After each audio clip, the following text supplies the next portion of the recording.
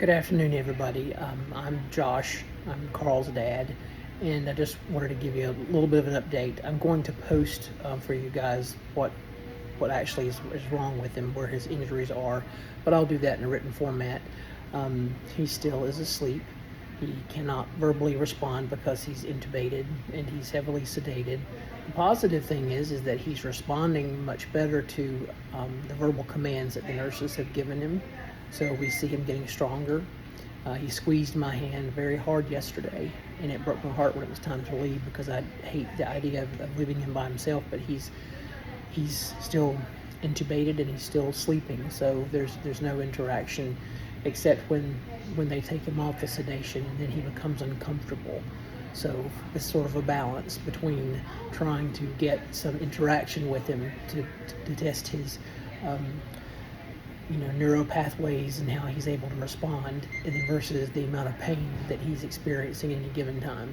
So the important thing is that he's getting stronger, but it's a long, long, long road to recovery, and we're hopeful that things will work out okay in the end. We're not as worried about his life being in danger at the moment, but we know that anything can happen at any given time. So the prayers are much, much appreciated, and they certainly have worked.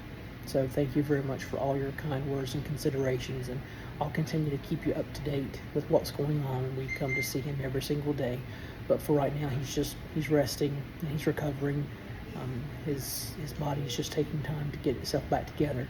The big question remains, what brain damage is there? And until they can get him completely breathing on his own, we won't be able to get a complete brain scan to see exactly what parts of his brain are damaged, and then we'll have a better understanding of what he's actually capable of doing. That probably is going to be a while, but I'll keep you updated and let you know. Pisgah Needleworks will remain closed. The physical store will remain closed for a while longer. If I'm being perfectly honest, it may not ever open again. I don't know. I know that the online store is open and running.